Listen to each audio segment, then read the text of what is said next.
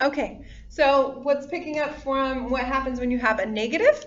We're going to go ahead and include our asymptotes. So we're going to look for the fact that we need to talk about my A is less than 0, so that makes this a transformation of a reflection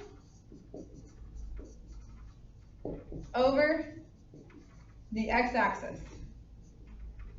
I'm going to come over here to the x, where my h is supposed to be, but I don't have one, so that means I have no horizontal shifts. It's not moving left, it's not moving right.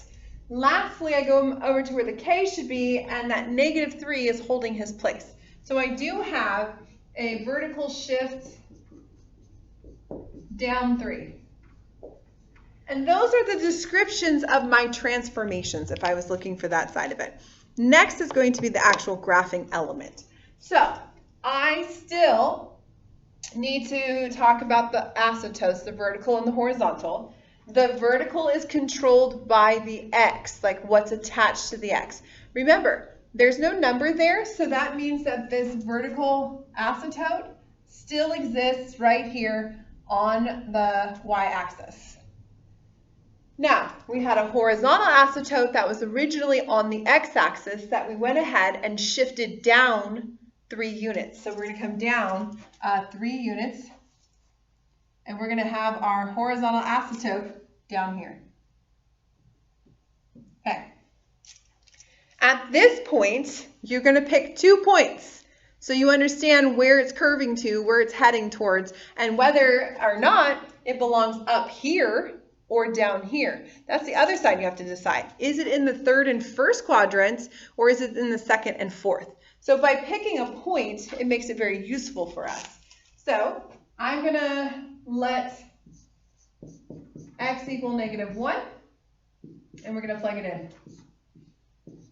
-1 divided by -1 gets me 1.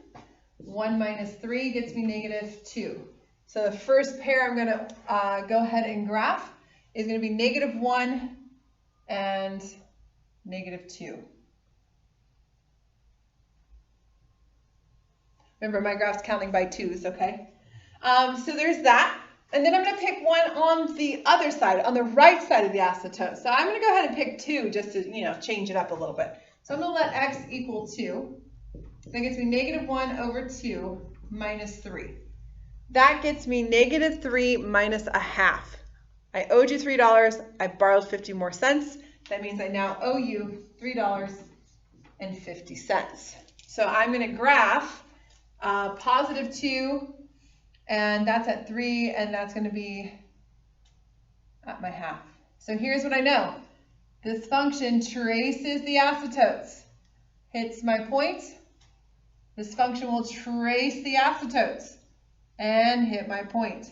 Look, that reflection over the x-axis made it so I didn't have a 3rd and 4th quadrant, but rather I had, 3rd and 1st, I now have a 2nd and 4th quadrant function. So the reflection changes what quadrants it falls in. And now this should be plenty of information to get you through the 2 problems that were on the back of your worksheet from class today.